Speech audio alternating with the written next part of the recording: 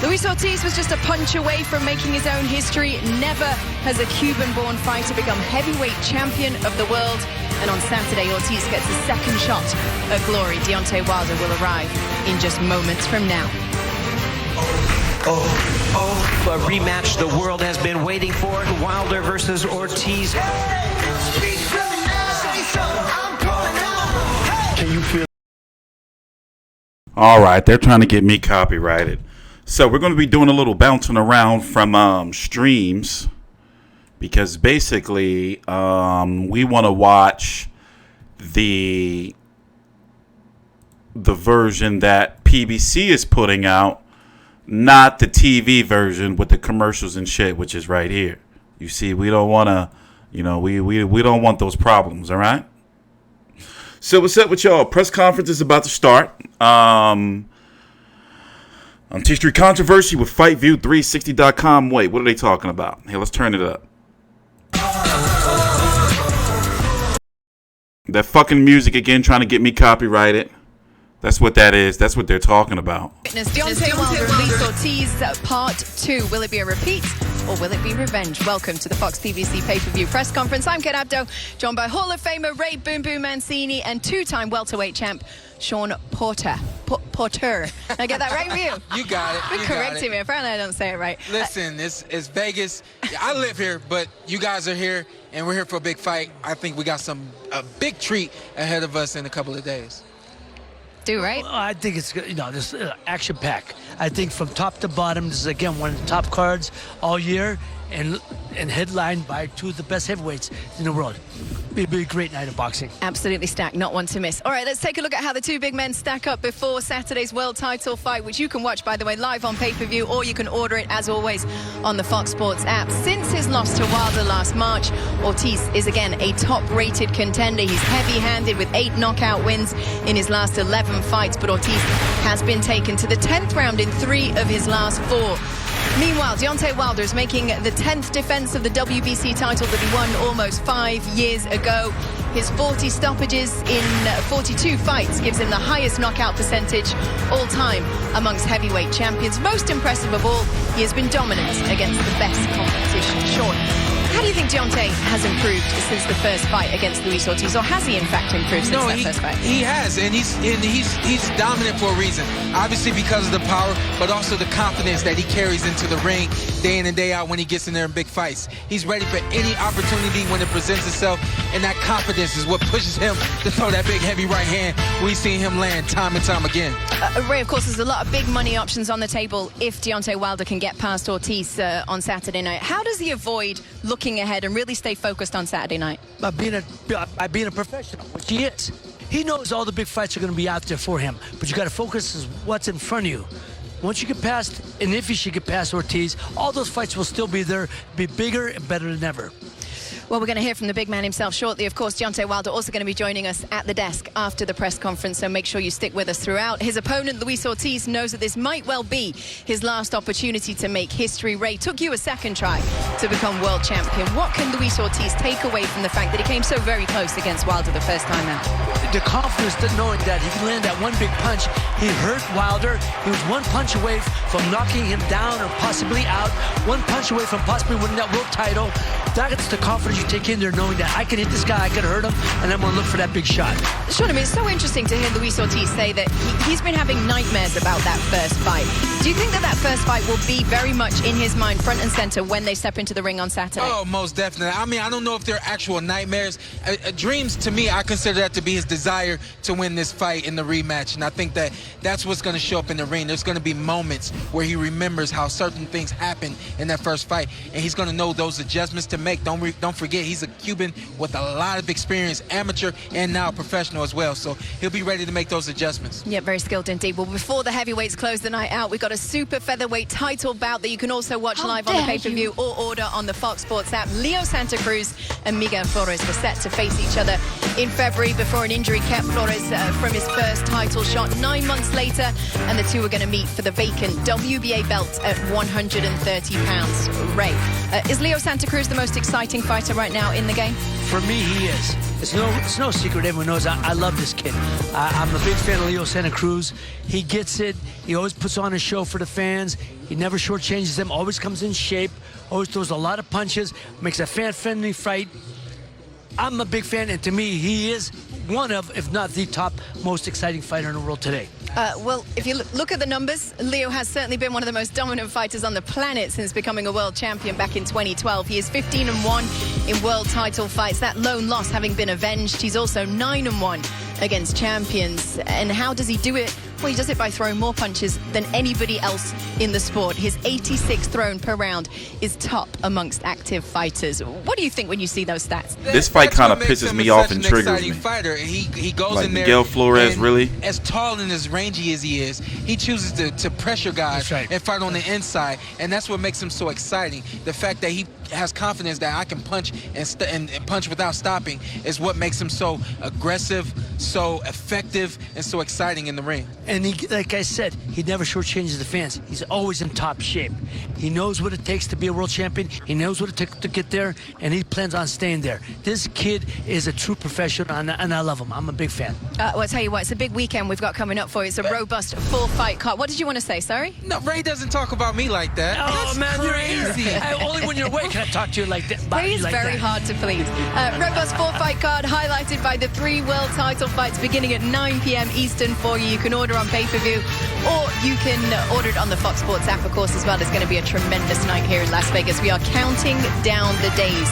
Still waiting, I'm hearing, for Deontay Wilder to get into the building. Let's talk about his opponent for a second, because I know that he's been training with your strength and conditioning trainer, with Larry Wade, and it's made a big splash. I feel like people are really sitting up and paying attention to Luis Ortiz right now. People are sitting up and paying attention, not just because of Coach Larry Wade, but he is a contributor.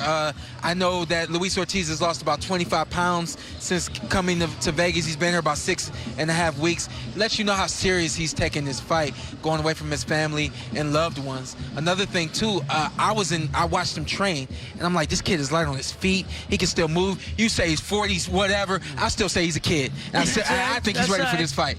That's it. No, well, in boxing terms, he's a little long in the tooth. But this guy, this guy can fight still. He's look, like I say, he was one punch away. It's only a couple of years ago, so let me tell you, he wins. He'll only be the Be first honest, no Cuban. trolling. Now, How old y'all first Cuban think ever be Luis world Ortiz champion. is? He I'm may going to be go, the second honestly, oldest, I'm going to not go the with oldest. 44. I think George Foreman's the oldest. I'm going to go with So, 44. I mean, he's got 45, a lot on the fuck table, it. and a lot to make, he can make history for a lot of reasons. All right, let's talk a little bit more about your favorite guy, Leo Santa Cruz. Heidi Androl is standing by live with him. Thank you very much, Kate. Well, Leo, you've said that, you didn't even think that you would be a world champion, let alone a 3-division world champ, now going for your 4th division world title. What prompted this challenge, and has this training camp been more challenging because of the move to 130 pounds? Well, what prompted Somebody this think challenge he's a is, half my century? family. The support. We were really poor, and I said, if I could make it possible, if I become world champion, I'm going to be able to give my family a good future, a good life, not suffer what I suffer. And that's what I wanted to do. That's what motivated me and brought me and made me train hard, dedicate myself. I didn't go play with my friends, nothing. After the school, I go to the gym, and I think it was a dedication. Cause Get out of here. He ain't no 63. And Leo Santa Cruz, it's not his fault. I don't even making him fight Miguel Flores. So I thought it was really hard. But he's on my shit list just because. Thank God, he blessed me, and I didn't even become one champion. I became 3-division world champion. Now I have the opportunity to become a 4th division, so I'm just very excited and happy to do that dream come true. Well, you have to get through Miguel Flores, someone who you were supposed to face earlier in the year. He had that ankle injury. Unfortunately, it didn't happen then. But now, bigger stakes, right? A bigger platform for this fight. I know you've said you've seen holes in his game, but where does he pose the biggest threat for you? I think he throws a lot of punches like I do. He comes forward, throwing those punches, and who knows if I'm not. Remind me to go look at ticket sales again after the press conference. We looked at him yesterday. But, we're smart. We're gonna go out there and be calm and not let him hit us with those big shots that could hurt us. And we're gonna go out there and, like I do in all my fights, throw a lot of punches. I'm talking uglier than 2 fat women fighting over a pork chop. That hurt him. Well, you're absolutely always fun to watch. We're looking forward to this one. Thank you so much, Leo. Guys, Kate, we'll send it back to you. Thank you very much, Heidi. Always wonderful to hear from Leo Santa Cruz. Deontay Wilder, Luis Ortiz as the massive heavyweight pay-per-view fight coming up this weekend. We're hoping to get the press conference started right after this break. Deontay Wilder yet to arrive.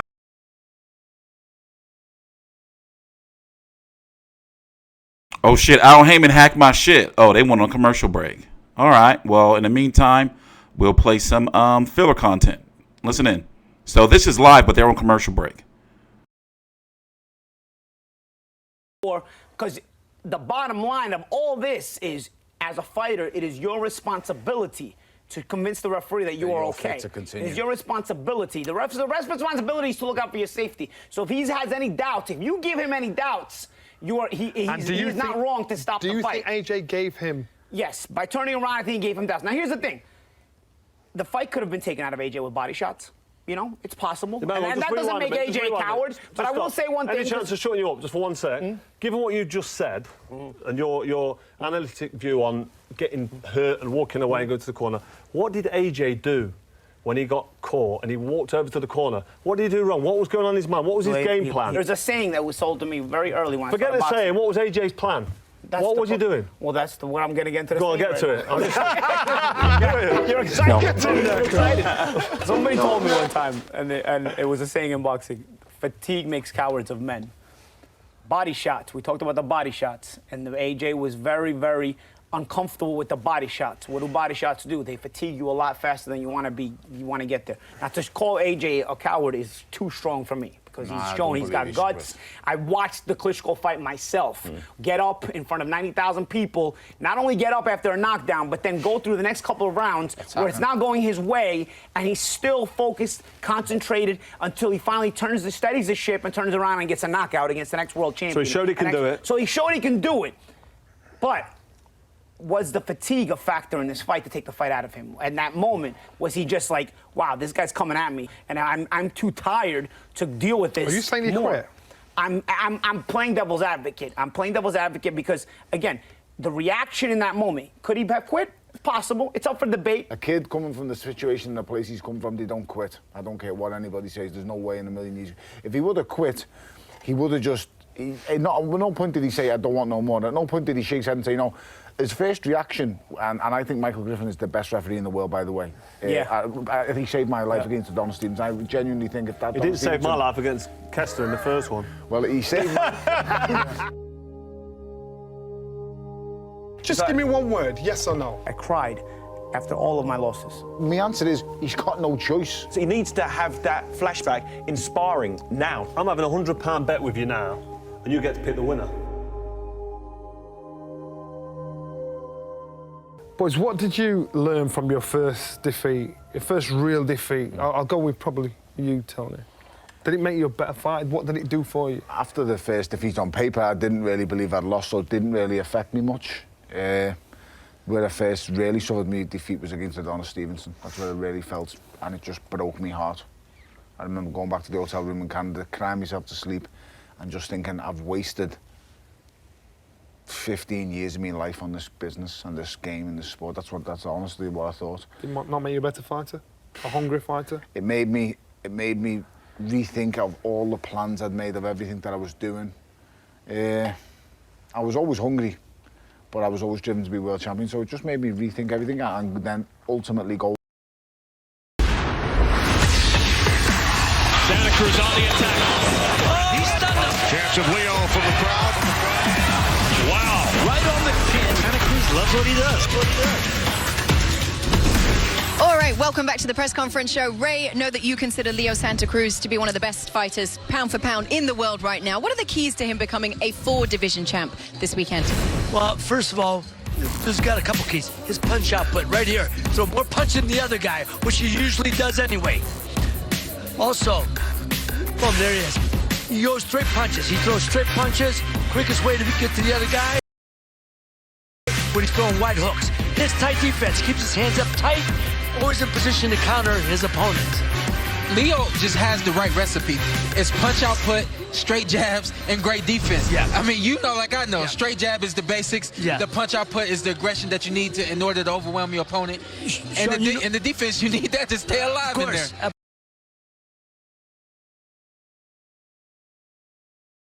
My bad. I had to refresh. My bad.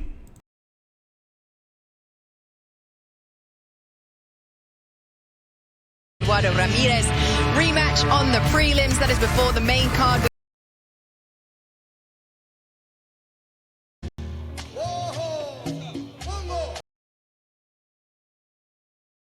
The PBC stream just started.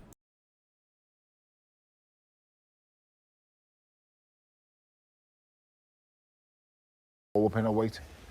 My first loss against Carl Thompson in 2004 was, I think, that was the making of me. You know, up until that point, in all of my professional fights, my first 10 fights were 10 knockouts.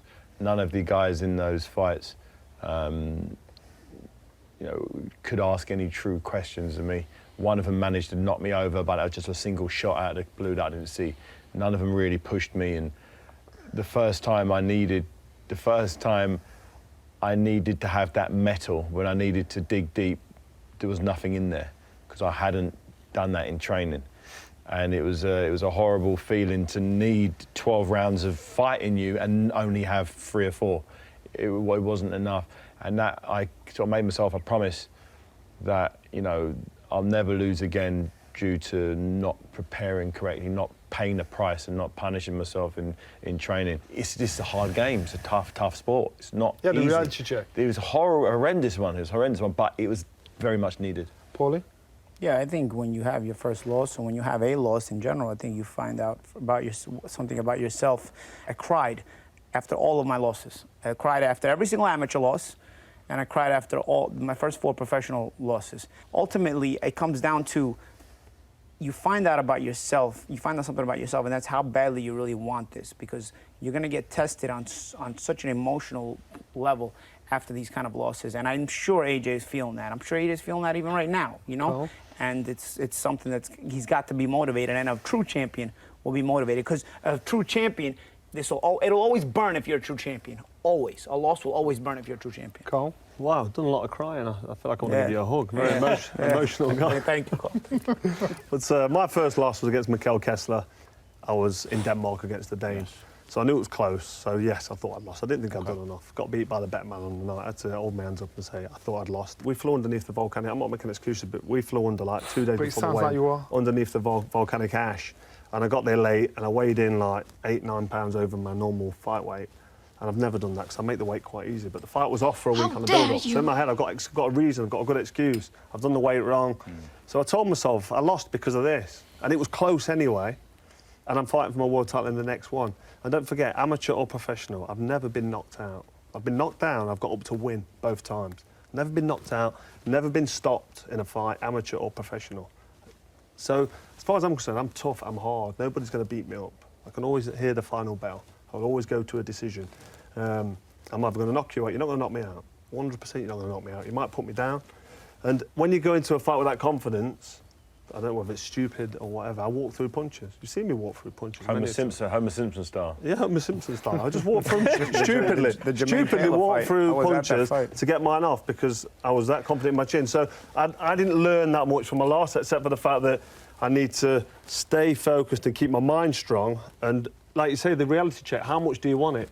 Do you want to go home now and forget it? Your one is the most intriguing one. Out of all of us. Mine, the one that really meant something to me. I understand. I know straight away which one you're going to say, but the PBC Pay-Per-View, headlined by the highly anticipated rematch for the WBC Heavyweight Championship of the World, Wilder versus Ortiz #2. Bringing to your attention Our preliminaries will be featured on FS2 on Saturday night, commencing at 7 p.m. Eastern Time, 4 p.m. Pacific. And our pay-per-view portion begins at 9 p.m. Eastern Time, 6 p.m. Pacific. And we open up with a very tantalizing matchup between former world champions as they fight for the Bantamweight World Title Eliminator in a classic Mexico versus Puerto Rico showdown. Luis Pantera Nery versus Emmanuel Rodríguez. And our second pay-per-view bout features the WBA Super Bantamweight Championship of the World. The undefeated world champion, Brandon the Heartbreaker Figueroa, defends his title against Mexico's world-ranked challenger, Julio Ceja. Well, fans, here we go. Let's meet our fighters in our co-main event of the evening, 12 rounds for the WBA Super Featherweight Championship of the World. First, we introduce and invite him up to the stage at this time, fighting out of Houston, Texas, by way of Morelia, Michoacan, Mexico. He'll be making his first attempt at a world title with a record of 24 wins and 2 losses. He has 12 wins coming by way of knockout. He's been making a steady climb up the rankings to become a top-ranked super featherweight world contender. Please welcome El Michoacano Miguel Flores.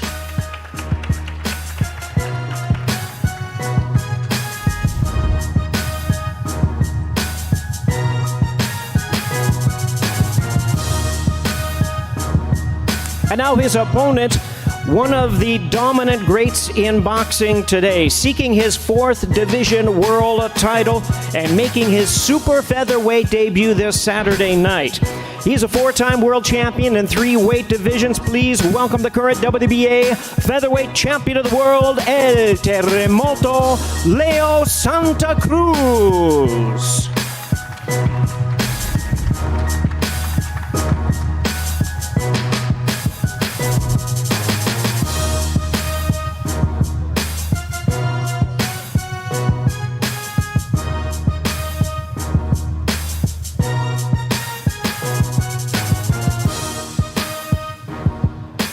There they are, ladies and gentlemen. El Terremoto, Leo Santa Cruz, El Michoacano, Miguel Flores. 12 rounds in a co-main event of the evening for the WBA Super Featherweight Championship of the World. And now, ladies and gentlemen, we are leading up to the main event of the evening, Wilder versus Ortiz, number 2, of course. This is the rematch for the WBC Heavyweight Championship of the World, and this rematch is of one of the best fights of last year. Before we bring out our fighters at this time, let's take a closer look at one of the most feared and avoided heavyweights in boxing, Luis King Kong Ortiz. I am the Rio King Kong, next heavyweight champion of the world. And this one is over. I'm ready, I'm 100%. My goodness, Luis King Kong Ortiz went over to Deontay Wilder. I want to be champion. King Kong is back.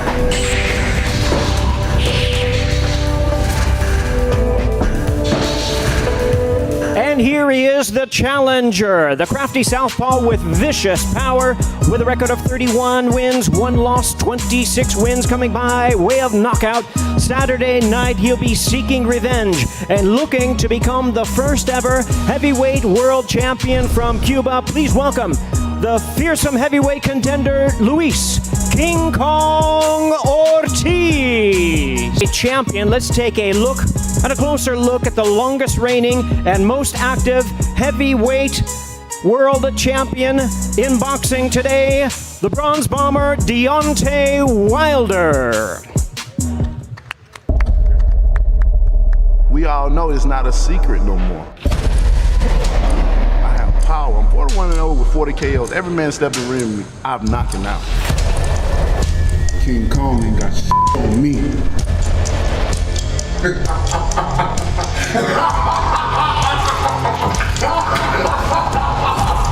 And now, ladies and gentlemen, with a sensational record of 41 wins, no losses, 1 draw, with 40 big wins coming by way of knockout, He is the most feared single punch knockout artist in boxing today. He'll be making the 10th defense of his title from Tuscaloosa, Alabama. Here is the undefeated and defending WBC heavyweight champion of the world, the Bronze Bomber, Deontay Wilder.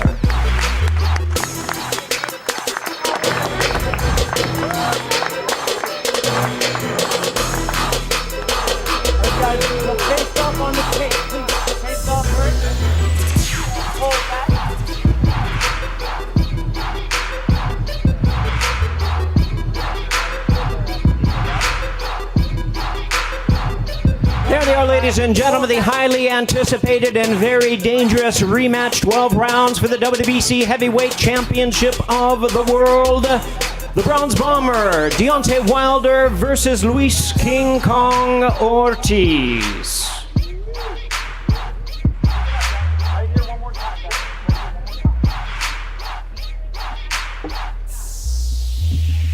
And now, ladies and gentlemen, we bring up our reporter, Fox Sports reporter, to handle our Q&A session. Please welcome Heidi Androl. Heidi?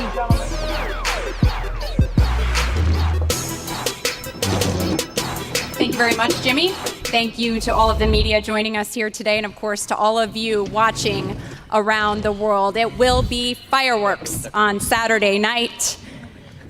And so we will begin with a man who's known for his fireworks, the champion, Bronze Bomber, Deontay Wilder.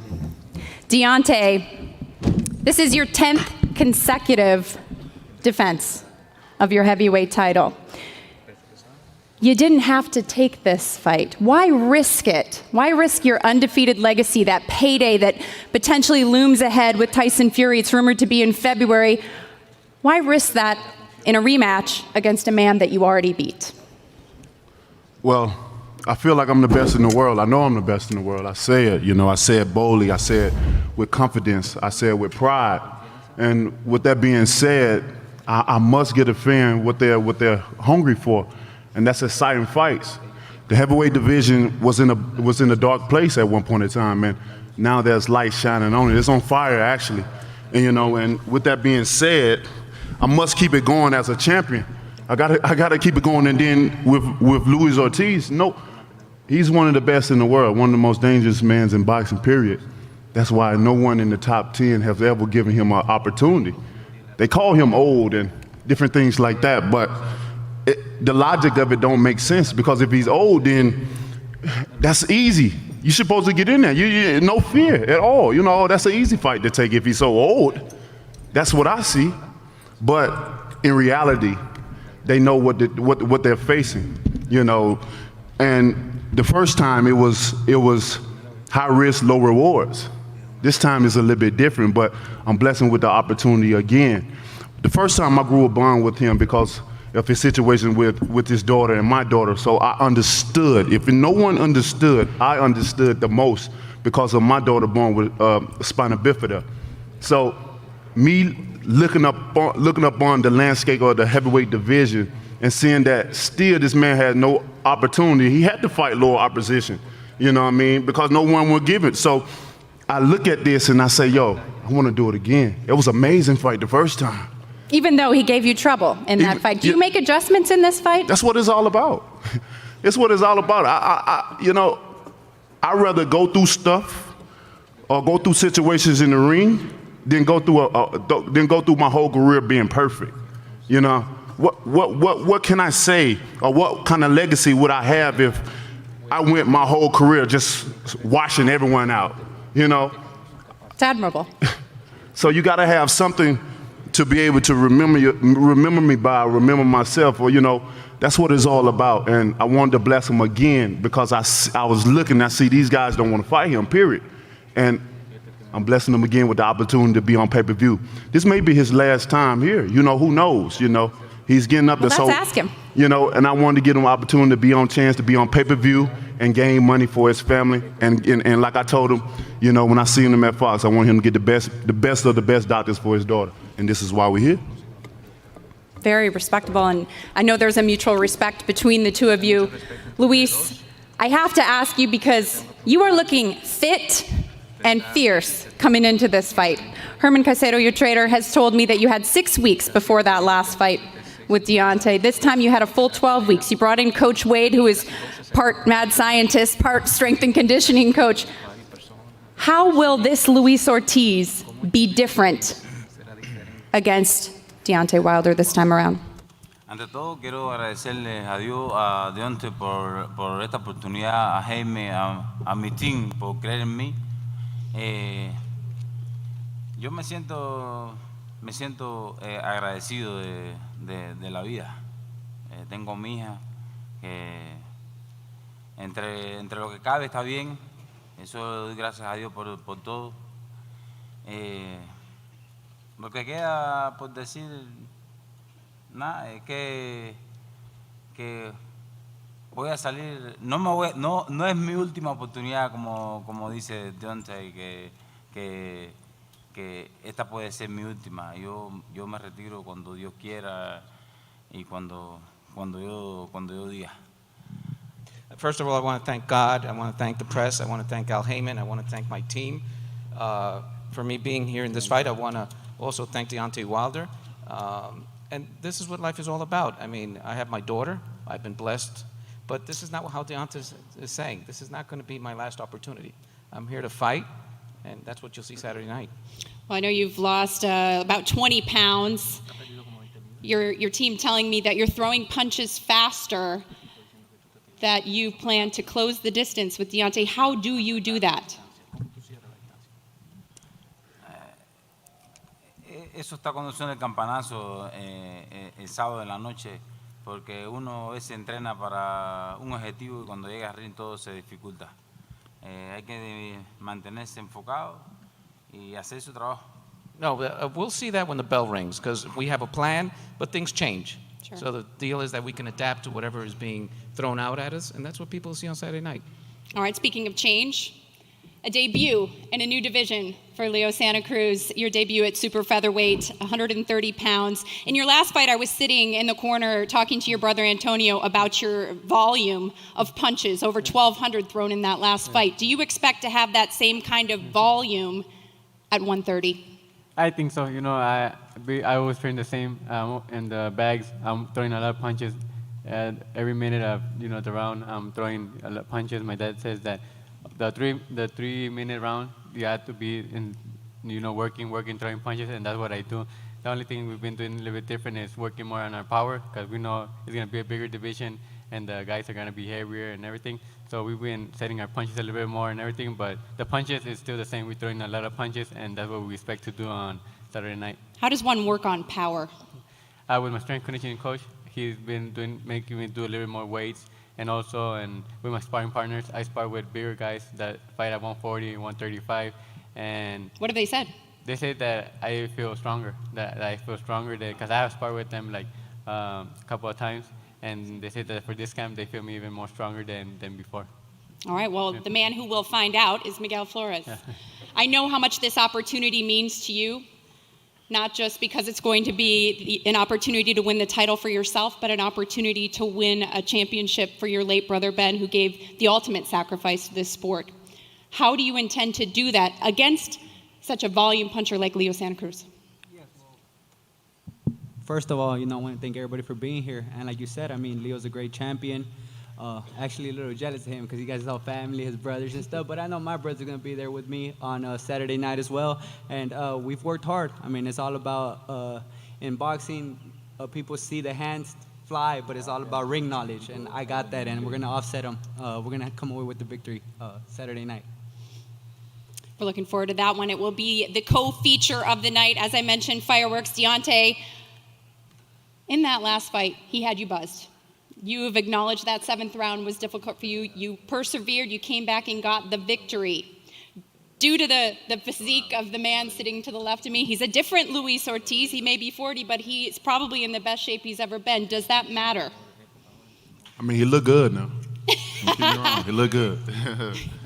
And but I don't think it's gonna matter when you're dealing with a fighter like me. 365. I'm always in shape. I come to camp in shape. The first day of camp, we sparring. You know what I'm saying? So with that being said, I'm always prepared. I'm always ready to go, and it's always a good feeling to see my opponents in shape as well, you know, and as prepared properly and ready for a war. That's all I can ask for my opponent, is to be prepared and ready, because they already know what fight they're in for when they're facing a Deontay Wilder. Most definitely. Luis, not many people can say they've experienced the power of Deontay Wilder. How would you rate his power, and is it the most you have faced in your career? Bueno, yo llevo alrededor de casi 500 peleas que estoy peleando desde los 10 años. El boxeo amateur es muy diferente al boxeo profesional. No por gusto, Deontay es el campeón ha sido el campeón del mundo por varios años. Y ahí arriba los golpes de los pesos completos son patadas de caballo, como decimos nosotros. Y sí me golpeó y me lastimó. Supe recuperarme. Y después, todo el mundo sabe lo que pasó, el cansancio me mató, pero estoy listo. Esto es una guerra, como dice Deontay. Y lo que viene esta es la tercera guerra mundial. Well, La segunda. This will be the second World War that you're going to experience on Saturday night. I mean, I've had 500 fights since my amateur years, over 10 years fighting. And when you get to the heavyweights, everybody has power. And sometimes it feels like like a horse or a mule kicking you. That's how hard these guys hit. So Wilder definitely has a lot of strength. And, I'm just going to go out there and try to show and display what I know, what I can do. I saw a little respect to another man who knows a thing or two about heavyweights, Lennox Lewis in the house. Deontay, before I wrap this up, I have one final question. You said on a conference call earlier, I think it was actually early last week, one night, one fight, one blow. That can end it all. How does it end on Saturday night? I mean, look who you're talking to. I'm well aware. Is it early? Is it late? Just don't blink. You know, with me, when I step in the ring, me too. He says me too. My mission, I only have one goal, one mission.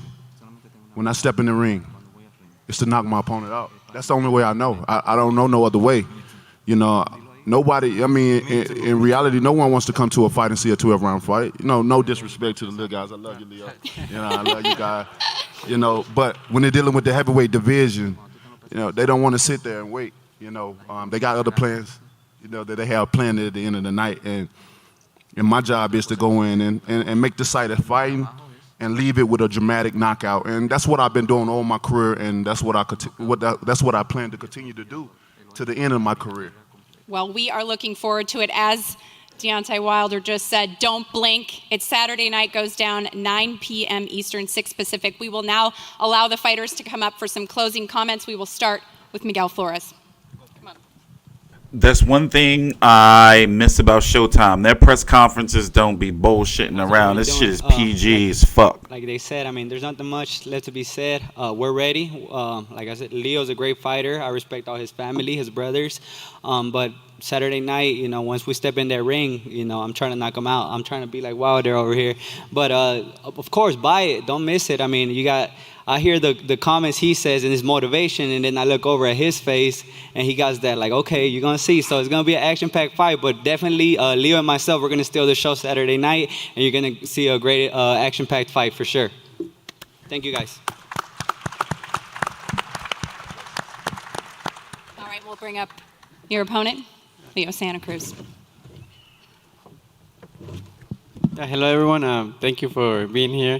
And I want to thank my manager, Al Heyman, for putting me in this big place again and, you know, giving me the opportunity. And to all the fans, to all the media, I'm really happy. I'm excited to come out here and perform another great show.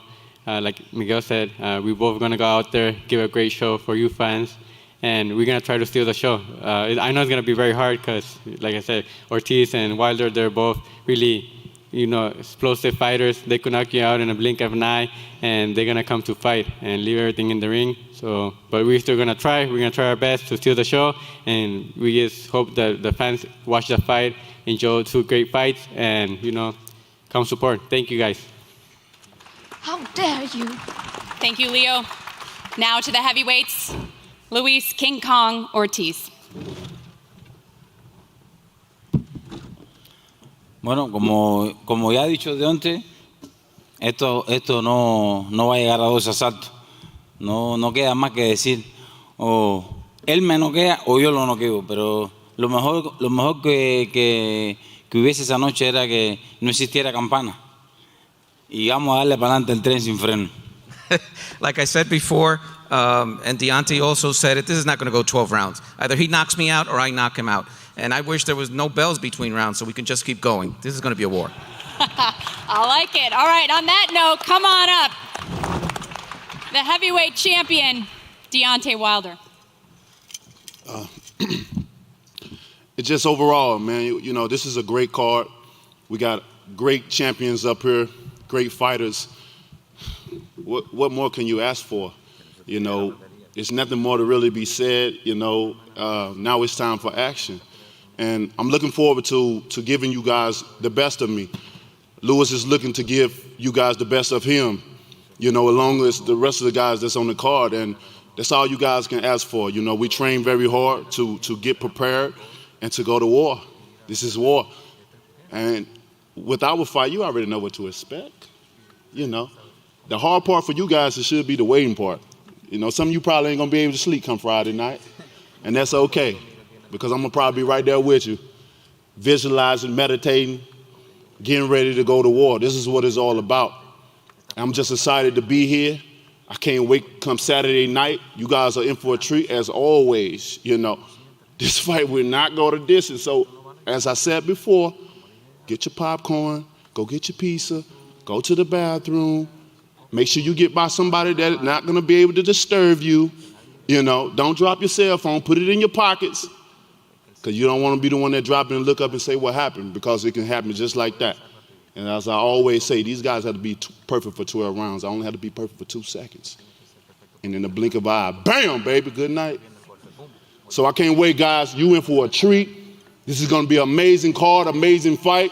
And I can't wait, baby. Bomb Squad! All right, let's send it back up to the desk to our friends. Kate, take it away.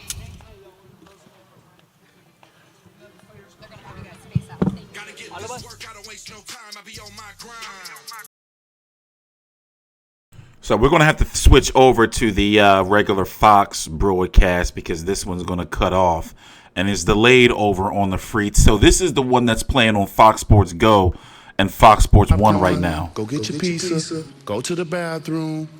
Make sure you get by somebody that's not going to be able to disturb you.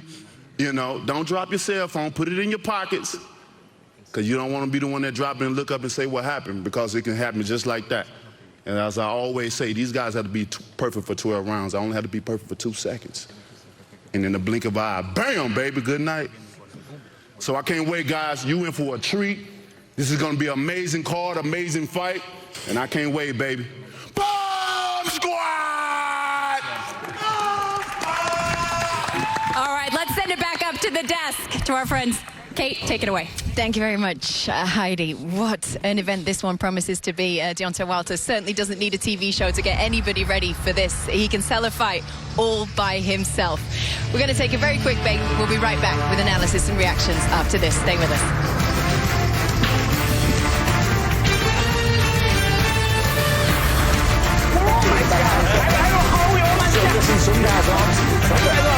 Ruiz is a nice guy. I mean, he's a family guy. He's a nice guy. But it doesn't mean he's gonna be nice to his opponents. You know what I'm saying? Like, he was extra nice. I feel like he was going the extra mile to play this role. Like, he went the extra. Who wants to take a picture with the belts? Who wants to take a selfie with your opponent? Doing that mid-fight, would he struggle to change tactics? Because all of a sudden he's let this guy hold his belt, take selfies with him, being his mate. You've got to be nasty. Listen, when someone punches you in the face, you get nasty. No one's ever smiled. Well, when once he got dropped, he got nasty. He's a beast. When he gets in a fight, we're all beasts. You put us into a corner, we're going to fight. Every single man in here. I'd like to think we're all gentlemen, but you put me in a corner, I ain't going to stop fighting until someone's on the floor. What's the worst conspiracy theory we've heard in I regards to this fight? I heard it was a clone of. I heard that. I genuinely said, you know, that wasn't really AJ. What do you mean? He went, you know, you got Donald Trump's got like the other guy that does certain interviews and handshakes. What are you talking about? Someone was genuinely trying to convince me that it wasn't really Anthony Joshua, and this was the Anthony Joshua that didn't do boxing. What about you, Paulie? I don't know. I've heard all kinds of stuff, but you know, I've heard there was an argument in the dressing room before the fight with Eddie Hearn and AJ's father. I heard there was a panic attack. Just like, I don't know, man. Like things that. Vertigo. There was a full moon as well. I heard a full moon. Yeah, it's like. I heard there was he had a bit of vertigo from what I don't know. Was he concussed from this alleged knockdown in sparring? Yeah. Listen, it's as simple as this, and don't overcomplicate anything. The guy just got hit on the head off a man who weighs 19 stone 3. He didn't see it coming, and he didn't recover. You see. Hold on, guys. They're on commercial break over on FS1, so unless you want to watch commercials, we're listening to this until they come back from commercial break. His point looked heavier than AJ's because the way the left hook hit, he went to He left him with an uppercut first. When he got up, his legs were strong immediately. Okay. He walked at him. Where AJ got up and it was like, oh, and AJ never recovered. So what you're saying? You come next to me and I said to you straight away, it's over. So what you're saying is... I said that straight away, that knockdown. You're saying none of the conspiracy theories are true? No, you've just been caught on the head off a man who weighs 19 stone 3. You didn't recover. Boxing is not complicated. There's so much. People will always talk rumors. Like, I don't know, man. And most of them, I'm telling you, in my experience, most of them are never true. You know what I mean? Like, people always ride with them and make them pick up momentum, man. Just to what Tony said, are we seeing a problem there? His inability to recover. You say he's the best athlete. He doesn't slip punches. Why didn't he recover? People who can't slip a punch can't get a break. If you have to block every single punch, you have to have your hands up. Your hands up. His legs came back. You got to put your hands. What do you mean by that? You broke. Back is broken. What? A vertebrae or what portion? Spinal. Hassan Malik has just donated $2 through Super Chat. That sucked. Yeah, thanks, Hassan. Yeah, you know, even though you get a lot of content from PBC on Fox, Showtime is much more grittier. Hold on, they're back. A graphic for you here we can quickly throw up. Ray, talk to me. When was the last time that the heavyweight division was as exciting as it is right now? I don't think it's been this deep since the 70s. We had Ollie, Frazier, Foreman, Joe Buckner, Jerry Corey. I mean, from top to bottom, they were all top contenders that could possibly be heavyweight champion in the world today. Ray, this deep and this competitive. Each fighter in the heavyweight division right now brings a different attribute to the ring. Any one of these guys could be a champion, 2-time, 3-time world champion right now in any given fight. That's for sure. And what's beautiful right now, as well as, of course, it is all PBC, Sean Porter. Gotta love that. Gotta love that. Deontay Wilder is standing right over my shoulder. He's going to be on set to end the show. We'll be right back. Stay with us.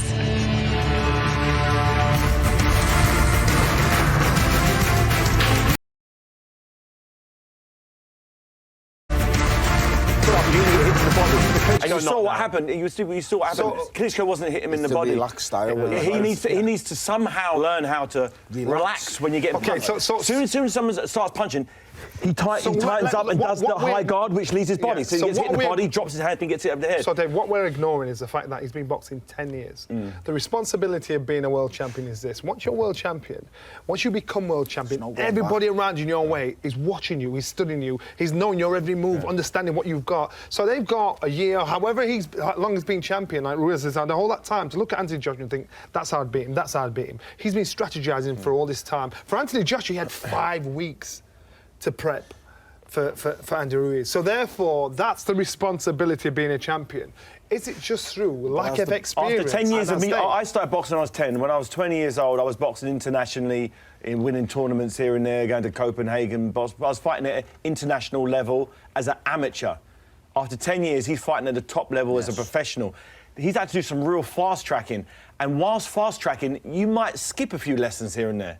You might skip fighting these come-forward guys. In the amateur system used to boxing, it was all long-distance stuff. It was all long-distance. How often has he had someone on his chest mauling him. The type of amateur boxing I used to do when I was boxing, it think was I'm gonna real bake some physical. fish. It was real tight. The referee used to let it go. Fucking tired There of was no shit too. I've been up point since about scoring 4:30. system. It was like a professional fight all the time. He's a champion learning on the job. Yeah.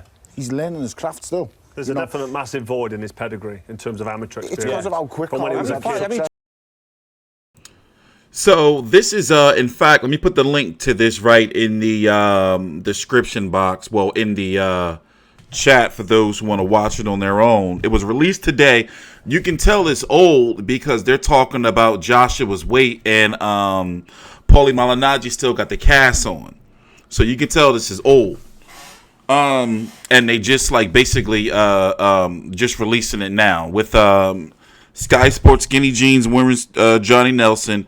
Tony Bellew is doing a real good job being a bell-in and sucking off fucking Anthony Joshua. Paulie Malignaggi, Carl Froch, and who else is there? Who else is here? Who else? Yeah, that's it. That's it. So I'm going to watch this, some interesting debates going on, but once again, you can tell this was recorded like months ago, So, they're still on commercial break for the rest of this press conference. It was pretty whack. Tomorrow, the press conference for the undercard, the other guys like Brenda Figueroa versus Julio Ceja and Luis Nery, Emmanuel Rodríguez, their press conference is tomorrow. They should have gave Wilder and Ortiz their own press conference. Either way, it just wasn't very good, And I understand it's on free TV, PBC on FS1, and, they can't cuss and all that, and Wilder can't talk about killing Ortiz because he's old and all that type shit, Still, it's just like, where is the buzz? Like, do you feel that Spence versus Porter had more buzz? Especially in the hardcore community, obviously, because a lot of people feel Luis Ortiz is going to get his old ass knocked out. And, that's not what I said. That's what motherfucking Deontay Wilder said, quote unquote. If he's so old, then knock his old ass out and get on with it. But all this talk about, like he giving Luis Ortiz another chance and everything like that. Who was Deontay Wilder going to fight? Tyson Fury had already pushed the fight back, the rematch. So who was he going to fight? Let's see. They're back right now with Wilder. I heard you talk about the first time around, the fact that you were struggling with the flu and how that affected your preparations. How have you been able to prepare differently this time?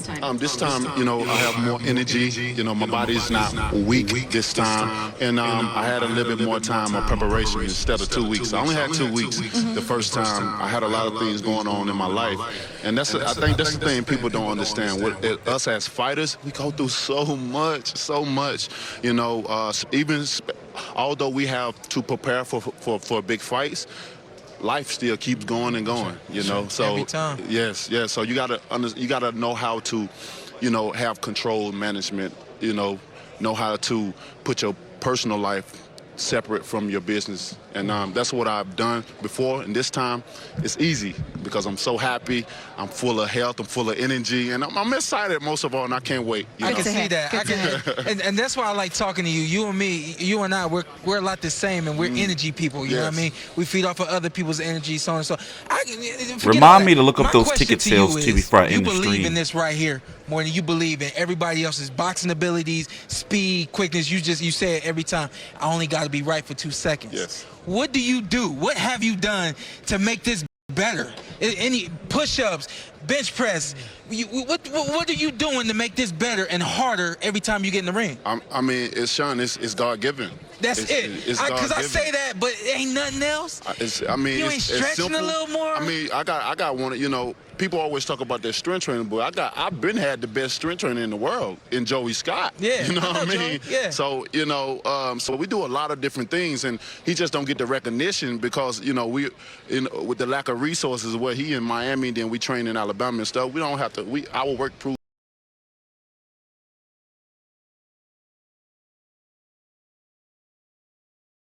Scuba diving, you know what I'm saying? Little secret up in there. Deontay, most fighters at this close to fight usually tense, have that little edge, a little angry. you're loose, you're happy, you're joking. I like that. What's been the key to keep you on cue for this fight? Just, you know, I'm a family person as well, Ray. You know, I got my daughter here, I got my fiance here, I got all my brothers that we always come with positive energy, positive speaking, and positive believing. And when you have so much positivity around you, it equals positive results. You're absolutely right. You know, and I can't ask for a better position, a better place in life to be than right here as a champion, and have so many people look up to me. You know, I just want to play my part. I want to be who I am.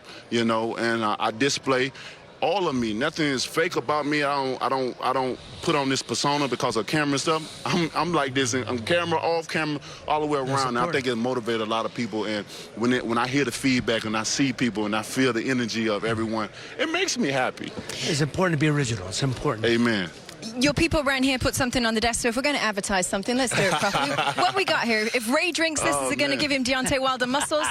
Well, it might not give him no muscles, but it might give him a little extra boost of keeping up. You know, it keeps you hydrated. Yeah, but you know? if I tap your chin, you're still gonna fall. It goes straight to the right hand. You're gonna fall. Yeah, there you go. There you go. Straight to the right hand. She needs a shot and chip bing. You know what I mean? So it's called a shot. Let me give it a shot. Hey man, I'll give you this one. This is one of my favorite kinds that I have. This lemon flavor. And so you're a brand ambassador for this, right? Most definitely. You know, I'm part of this called Recovery 180. Let me ask you this real quick. Let's get back to the fight. Obviously, second time around, adjustments going to be made on both sides.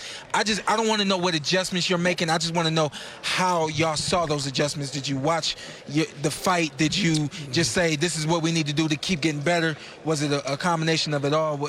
How were the adjustments made? Yes, it definitely was a combination of everything. You know, I probably saw the fight probably about 20 times, you know, and the main thing I was looking at when I looked at the fight was my feet positioning and how I threw my right hand, and as well as his feet positioning when he threw his power hand, and why did it land and why did mine land, and try to put it all together. And you got a southpaw and an orthodox fighter, which is why that makes sense. And I just want to say I'm proud of you for recognizing that the team, because people don't recognize, they just think it's fists being thrown. It's much smaller things, those little details that makes the whole difference in the big fight. I got to tell Deontay, not to cut you off, my brother, this stuff is right on. It's amazing. This stuff is good Ray's stuff. just looking for some of that promotional money. Don't pay him any mind. This stuff's right on. It's good stuff. When I'm training, like I drink 4 of them at a time, like especially when it's cold and it's just go down, like it's just very refreshing. I'm reading ingredients, electrolytes, all that good stuff. Yes, indeed. Oh, you can't Relax. read. Deontay, I tell you one thing. I know how we all reacted when we saw it. So late. That's a can of pugilist. I know how all of us here backstage, all of this crew here, how we all reacted when we saw that shot of Luis Ortiz and the kind of shape that he is looking in. Yes. What were you saying to yourself, really honestly, in your mind when you saw the shot of the shape he's in? I mean, I just like, he looked good, you know. He looked real good, you know. As he should. As he should, That's you know. right. And you get excited when you see your opponents like that. You want the guy come in his see best. them in shape. You want to see them happy. You want to feel that you in for a fight. Right. All along, though, you've been saying he can't bring any more than he did in the first fight. He looks to me like an opponent that can bring more than he did in the first fight. Well, you know, like the famous saying, Mike Tyson said, we all got a game plan until we get hit. You know, looks can be deceiving. Look at me. I'm always outweighed. You know, I'm always the skinniest one, you know, in the ring. But what happens? They always the one on their back. And, you know, with that being said, you know, no matter how they look in the ring, I'm still going to do what I got to do, you know, because my mentality as a fighter, as a warrior first, overtakes all that. You know, I'm mentally stronger. I've always had a strong mentality of who I am, what I stand for, what I represent, and I carry it in my profession to this day, you know, and that's what carries me, you know, over and beyond. No matter how a person look or how strong they may be or how big their legs are, you know, I'm going to be like, I'm going to show you. Because I've always had to prove people wrong. But it looks good, like I said, and I congratulate him for getting in shape. But if I can add this, I do feel like it's a little bit too late, you know, to get in such tip-top shape. Because You know, That's when what you Ray said. Ray said 40 years, and now you decide to go out to Vegas to get ready. Exactly. What, now we're going to hate on a man for getting in good shape? No, we're not hating. We're not hating. We're not hating. We're encouraging others that's looking up on this to go ahead and get in better shape, especially when you're fighting and going against a guy like me. Because, you know, when you get in world-class training like that, you putting a lot of wear and tear on your body, you know. So I can only imagine how many ice tubs he had to get in. Always a pleasure to see you. Best of luck. God bless you. Don't forget to tune into FS1 Friday, weigh-in. Do not miss it. We'll be back for all of that and more. Fight Night Saturday night. See you then.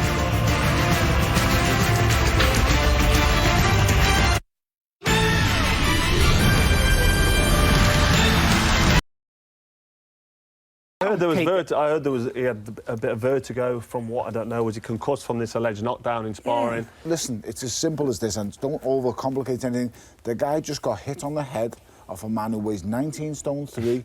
He didn't see it coming, and he didn't recover. He didn't see it coming, Carl. Side of the his legs. Could you tell me one time after that first knockdown where his legs looked absolutely solid? Because I can't remember a point when Ruiz got up, and it was. And to be honest, Ruiz's knockdown at the first point looked heavier than AJ's because the way the left hook hit, he went straight down. He left him with an uppercut first. When he got up, his legs were strong immediately. Okay. He walked at him. Where AJ got up, and it was like. Oh, and Carl, AJ never recovered. So what you're saying? You come next to me, and I said to you straight away, "This is it's over." So what you're saying is, I said that straight away. That knockdown. You're saying none of the conspiracy theories are true. No, you've just been caught on the head of a man who weighs 19 stone 3. You didn't recover.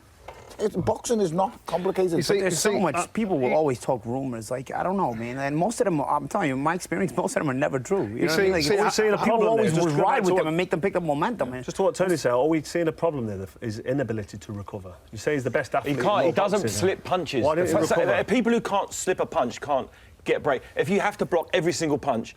You have to have your hands up. Your hands up. His legs came back. If you've got to put your hands up, you're going to get hit to the body. After the and you saw what happened. You saw what happened. Klitschko wasn't hitting him in the body. Relaxed style. He needs to somehow learn how to relax when you get punched. As soon as someone starts punching, he tightens up and does the high guard, which leaves his body. So he gets hit in the body, drops his head, and gets hit over the head. So, Dave, what we're ignoring is the fact that he's been boxing 10 years. The responsibility of being a world champion is this. Once you're world champion, once you become world champion, everybody around you in your weight is watching you, he's studying you, he's knowing your every move, understanding what you've got. So they've got a year, however long he's been champion, like Ruiz has had all that time to look at Anthony Joshua and think, that's how I'd beat him, that's how I'd beat him. He's been strategizing for all this time. For Anthony Joshua, he had 5 weeks to prep for Andy Ruiz. So therefore, that's the responsibility of being a champion. Is it just through lack of experience? After 10 years of me, I started boxing when I was 10. When I was 20 years old, I was boxing internationally, winning tournaments here and there, going to Copenhagen. I was fighting at an international level as an amateur. After 10 years, he's fighting at the top level as a professional. He's had to do some real fast tracking. And whilst fast tracking, you might skip a few lessons here and there.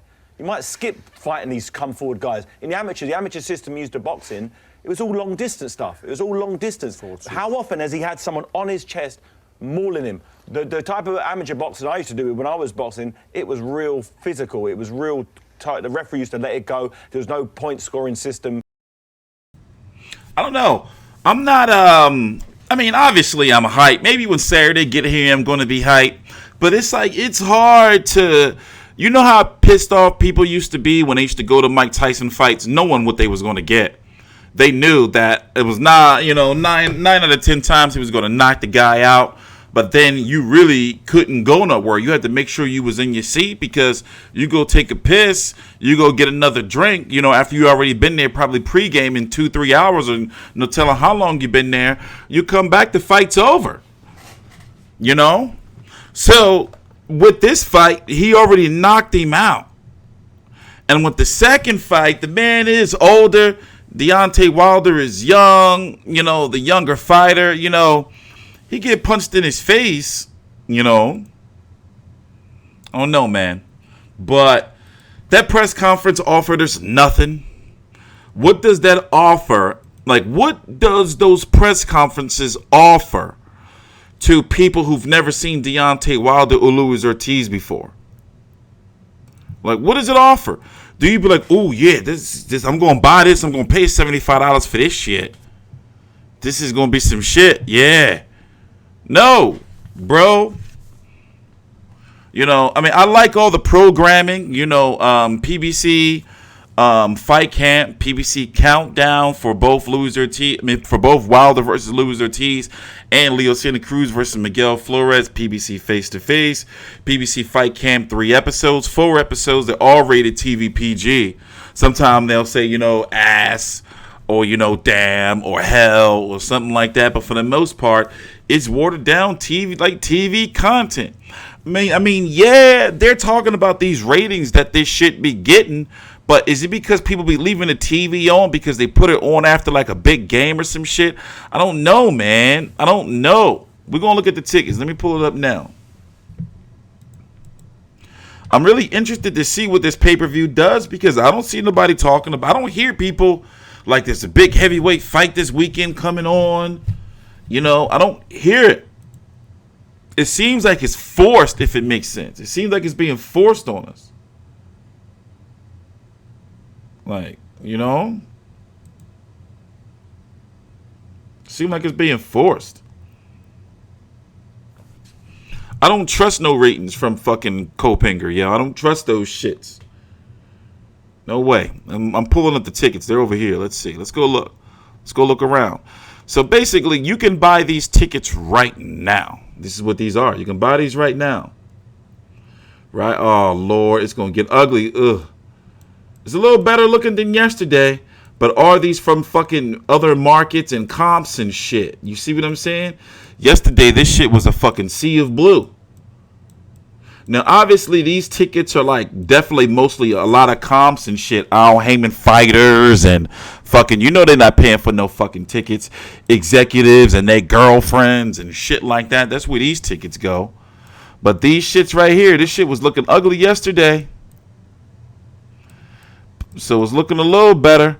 And these upper tiers, of course, they were closed. I'm pretty sure these were closed. What's this? What's that shit? 304, these shits were open? There's a ticket up here for sale. Were these shits really open?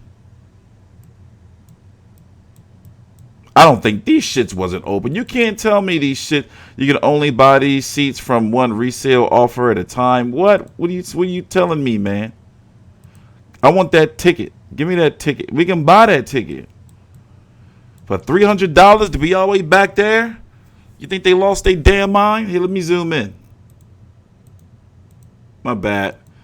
Let me zoom in. You think they lost their damn mind? 300 to be like 1, 2, 3, 4, 5, 6 rows from the nosebleeds.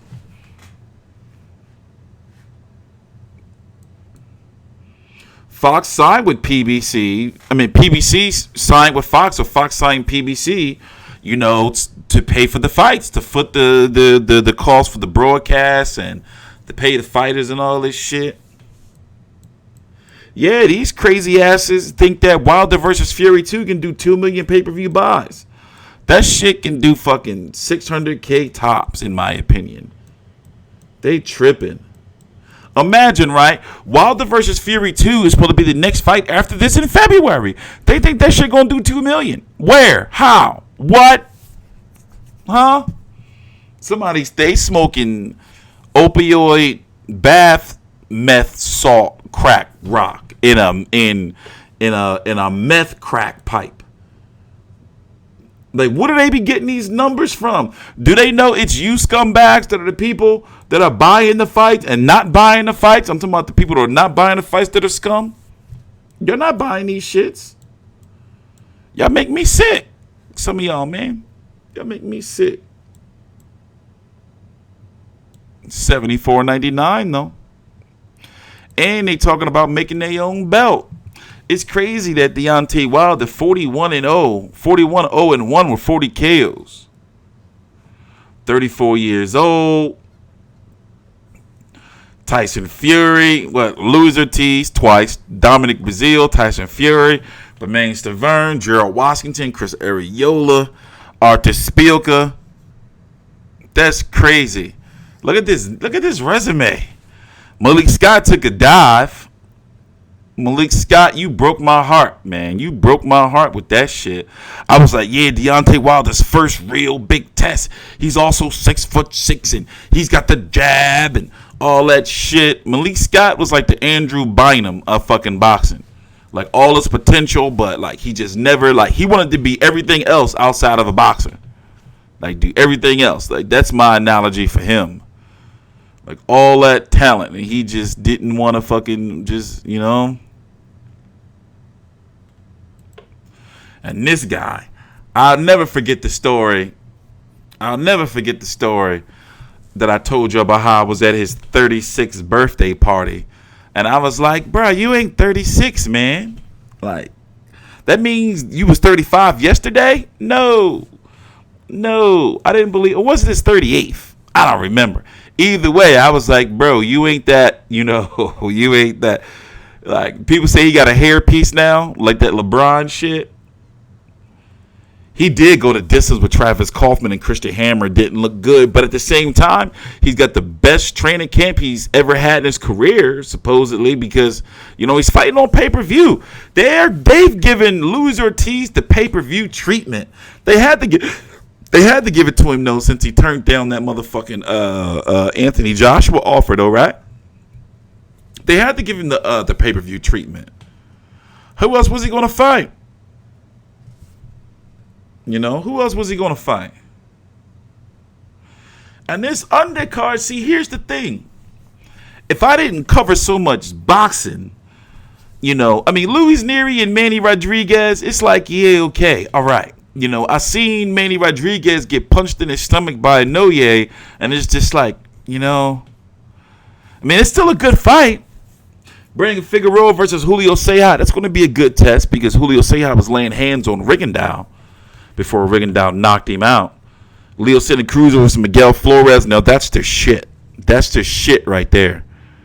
No disrespect to Miguel Flores, but this is the shit. And then they have the nerve to try to make it for the WBA Super World title. Oh, my Lord. They are really, really fucking Andrew Cancio over, bro. And Andrew Cancio fights Kanju tomorrow also. Saturday also. Come on, Leo, man. You better than this, Leo. Leo, don't be doing nothing for us. 36-1-1 with 19 KOs. Rafael Rivera. The Abner Maris rematch that was fucking way too fucking late. Chris Avalos.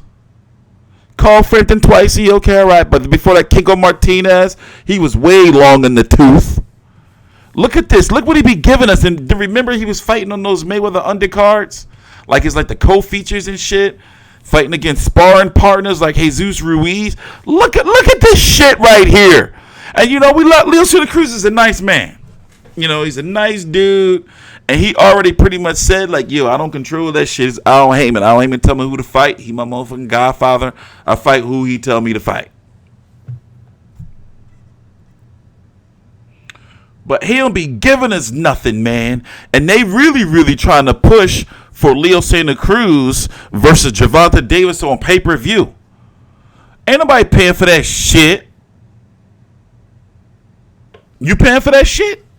You pay? Well, I was gonna say I'm not paying for it. But I got to. So I'm gonna pay for that shit. But I'm not gonna like it. I mean, I will. I think that'll be a good fight. It'll be a good fight, but not on pay-per-view.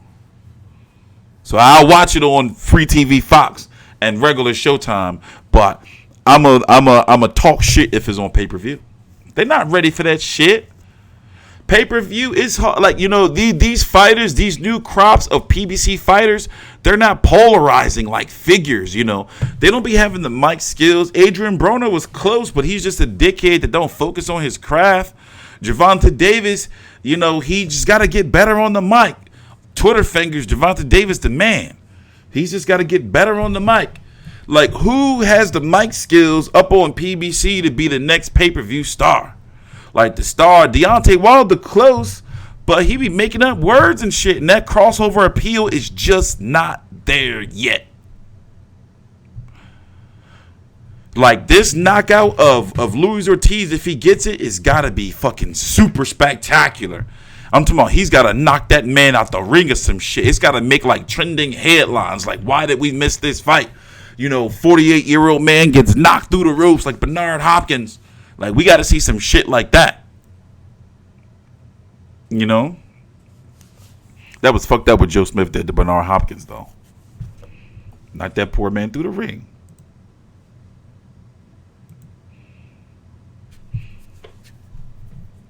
Yeah, who's the next one that can be like the talker, the one that can, you know how like Conor McGregor, when he first like started talking on the mic at the UFC, he had like that it factor. All he had to do was keep winning.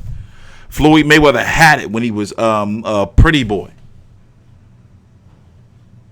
You know? Wilder's wild punches turn off some fans. Nah, I don't think so. How? He goes in there looking for domination. That's a big deal. He don't go in there try to pussyfoot around. But let me pull up the schedule for you to weigh in. The undercard press conference, if you want to see Luis Nery versus Manny Rodriguez. Hold on, I'm pulling up my the stats. Oh, shit. Fucking emails. Coverage for Wilder, Ruiz, Joshua. Oh, shit. Fucking emails, man. All over the place. I'm still on the fence about PBC belts. Because once they get their belts, that means, like, you know, we're not going to see fights. We're not going to see certain fights. They're going to be like their own organization. Like, you know, I'm on the fence. I'm on the fence. Let's see where we at. I'm on the fence. But if Wilder win and Ortiz, Andy Ruiz win, then Ruiz is going to drop the WBO belt. Like, I think that's pretty much guaranteed. They're going to drop the WBO belt and fight for the PBC championship and slowly start to phase out the BC, WBA, and IBF. And they'll be able to do that. They'll be able to do that. So, tomorrow,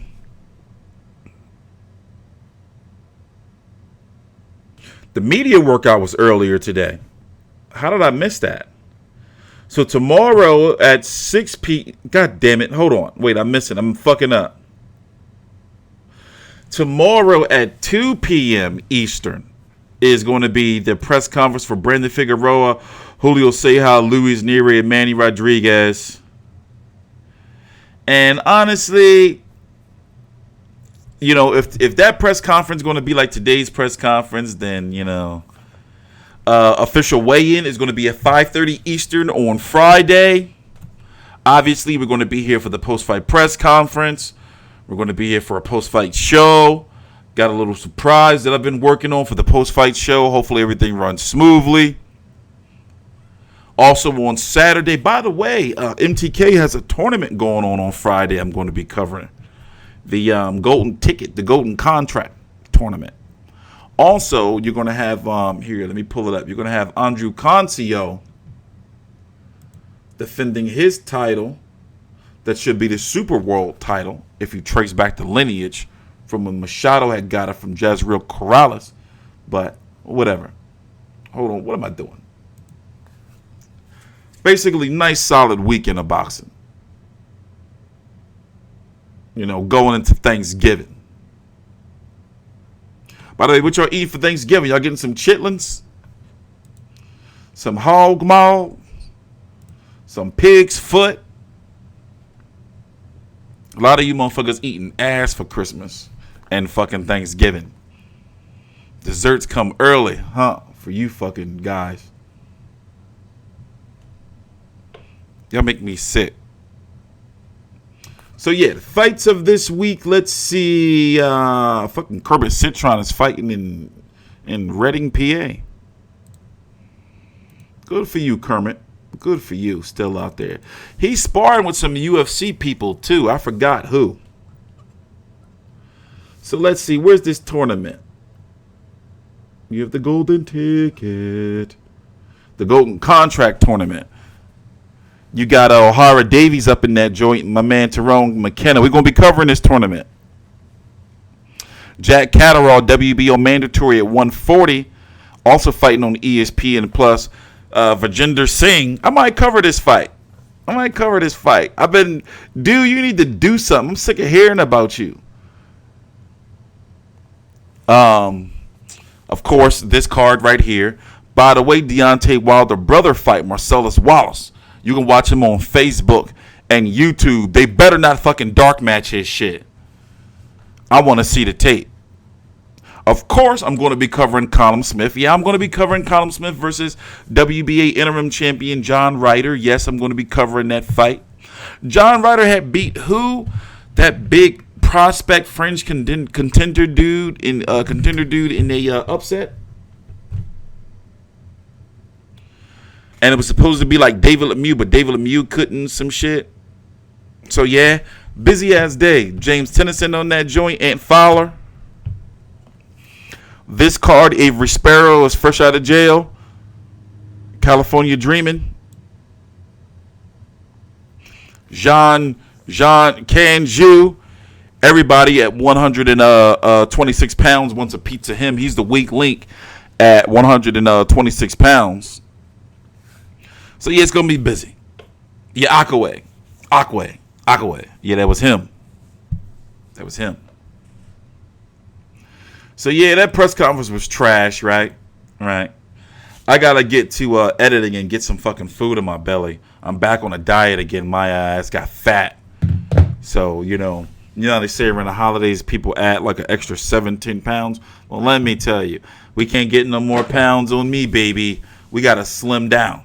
We don't want to get diabetes or fucking that high BP. No way.